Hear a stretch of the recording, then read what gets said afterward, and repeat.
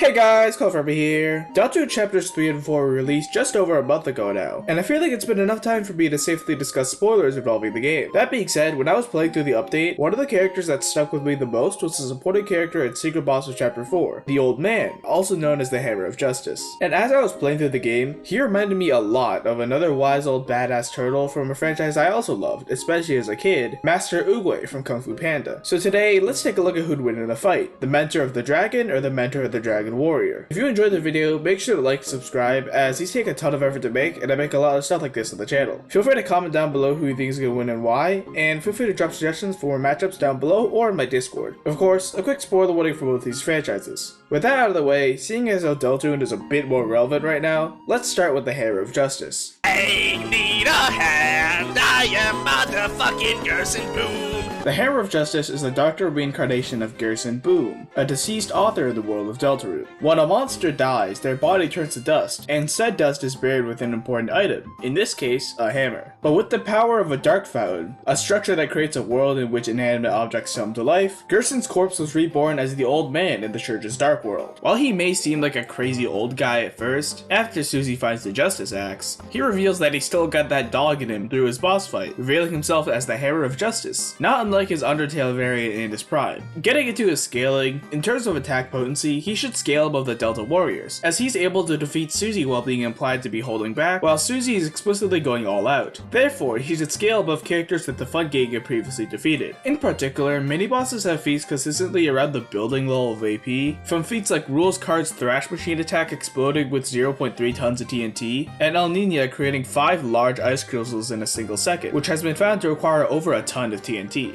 For higher ends though, Gerson was stated to be stronger than any other foe that you face, explicitly after you've obtained all 3 previous Shadow Crystals. This will put Gerson above the other Shadow bosses, including Spant and Neo, who's able to create an entire sprawling city in the background of his boss fight, and also instantly destroy it at the end, which would grant him city level scaling. For the absolute highest ends though, we have to talk about Dark Fountains and creation scaling. Dark Fountains in Deltarune are able to create massive pocket dimensions that are much bigger than the room that they inhabit, anywhere from a massive city to a dimension with an entire starry sky, which takes on average almost 17 exafo, enough energy to destroy multiple solar systems. This instance in chapter 3 is especially interesting, as unlike the other fountains, which were made by the Knight, who is massively stronger than most other characters, this dimension was directly created by a Dark Fountain that Chris opened. However, it's a little unclear how exactly this process works, and whether it would scale to anyone's AP. There's also the ability for the Soul to seal the Dark Fountain, which is notable because relative characters like King and Queen can tank Sue's Red Buster, which is amped by the power of the Soul. However, it really just isn't clear if sealing the fountain and maintaining a dark world scales to destroying the entirety of a dark world, or if the Soul's light scales to its sealing ability, especially since it seems to specifically counter darkness. However, the most believable Dark Fountain scaling comes from the final boss of chapter 4, the Titan, who is literally a living dark fountain whose power has gone out of control, and should therefore scale to the creation feats of said fountains. However, it's questionable if the Shit Squad scale to the Titan at all, since they're only able to do any meaningful damage by specifically targeting a weak spot once his shield is down, which is only achieved with an ability from the Soul that specifically uses light to counter the darkness that makes up the Titan.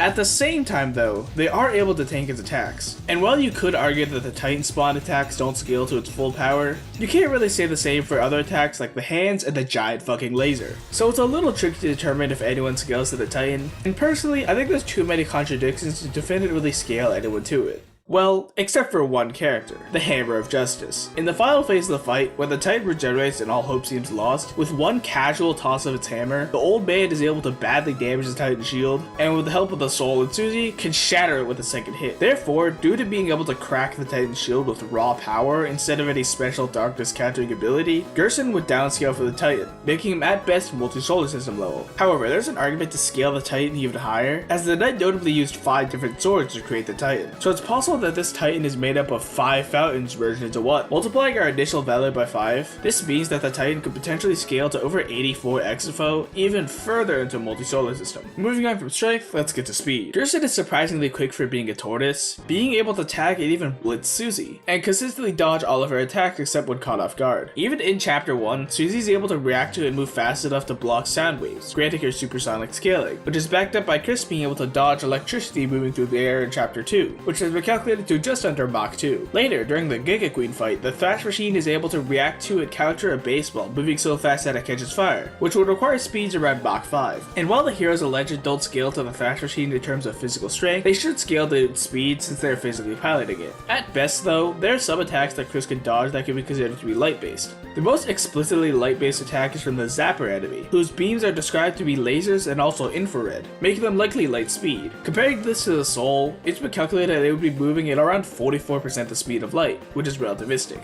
With his stats done, let's move on to Gerson's abilities. Due to the way that combat works in Deltarune, his attacks are capable of not just harming your body, but your very soul itself. Gerson seems to be a very skilled and wise combatant, with the majority of his attack strategy consisting of Danmaku, which is basically a fancy term for spamming a fuck ton of projectiles to overwhelm a foe. He can toss hammers of varying size, miniature spears, and Koopa shells of varying colors that can also leave trails of stars behind them. He can even clone himself, with him being shown to have up to 12 copies on screen at the same time, and can heal himself and others with items in battle. He's also proficient in melee combat with his giant hammer, which is able to both fire energy projectiles and deflect them. However, potentially his most noteworthy ability is Green Soul mode, which causes a foe to be unable to dodge attacks, instead being forced to block them instead of moving out of the way, essentially immobilizing them. So overall, the Hammer of Justice would at worst be building to city level in AP, and at best would be multi-solar system level. And as for speed, he would be anywhere from hypersonic to relativistic. So how does that compare to the inventor of Kung Fu? Before we get to Oogway, I just want to quickly let y'all know that less than 2% of my viewers are subscribed, which is really low. So if you enjoy the stuff I make sure to like and subscribe. It's completely free and we're on the road to 11k, so I'd really appreciate it. If you want to support me further, feel free to follow me on my other socials or use code CommentFlimmer in the Fortnite item shop. Anyway, on with the video. There are no accidents. Grandmaster Oogway, or just Oogway for short, is an elderly tortoise that is known across China for many things. He was the founder of the Valley of Peace, the master of the Jade Palace, and the inventor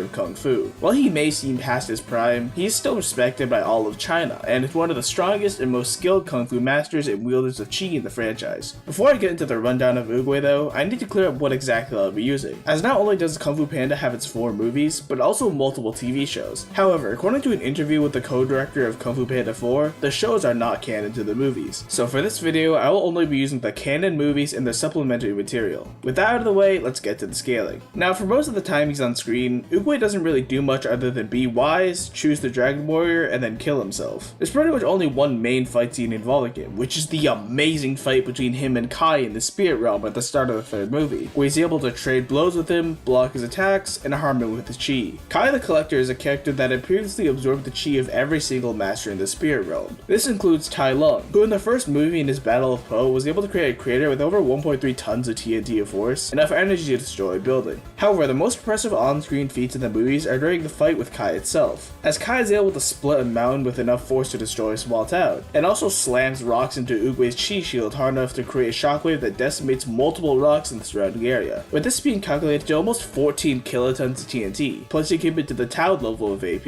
And that's where he consistently casts in terms of AP, but at best, there is a statement from Oogway that his original battle with Kai shook the earth. Now this statement is probably definitely not supposed to be taken literally, but if we do, this is a feat that would require over a teraton of TNT, which is enough energy to destroy a small country. As for speed, Oogway scales to Kai, being able to catch a blade that he casually threw at over 500 meters per second, a supersonic feat. He also potentially scales to Po being able to catch cannonballs at the end of Kung Fu Panda 2, which were directly stated to be moving at 2,490 feet per second, which is around 758 meters per second, another supersonic feat. At best though, Oogway could possibly scale to Po at the start of Kung Fu Panda 3, who was able to run so fast that his hands caught fire, which would require him to be moving at around Mach 5, granting him hypersonic speed. However, we don't really know if Oogway scales to Po at this point, or when exactly Po surpassed Oogway in speed, if at all, so this will just serve as a high end for his speed. Finally, let's talk about his skills and abilities. Naturally, Oogway is an extremely skilled martial artist, being more skilled than pretty much every other character in the franchise, including Tai Lung, who was able to solo 1,000 armed and trained guards when escaping from prison. He's over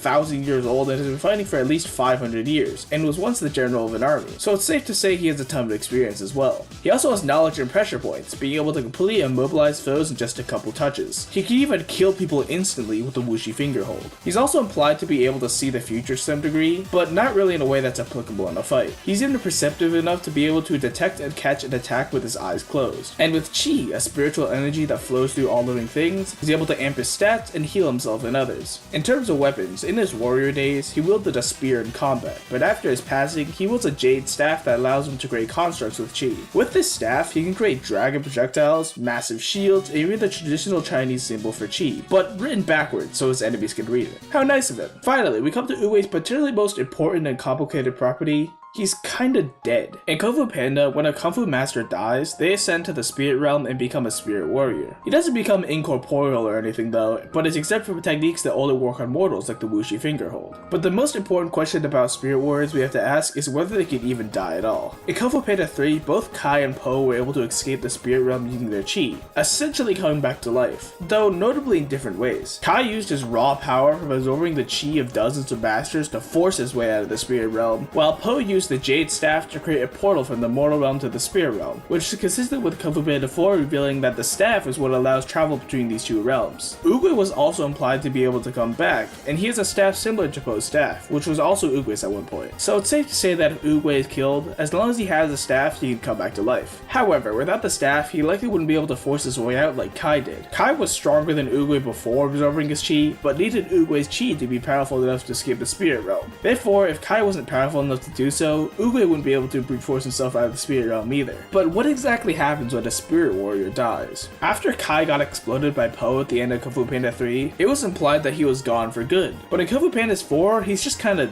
back. So it seems like a spirit warrior would just come back in the spirit realm if killed, which is backed up by Kai asking if these firearms would die if he stepped on them as confirmation for if he was in the mortal realm, implying that they would be fine if they are crushed as spirit warriors. So overall, Oogway would consistently scale around small town to town level in AP, with small country level as a Wank high end, and with anywhere from supersonic to hypersonic speed. Took you long enough.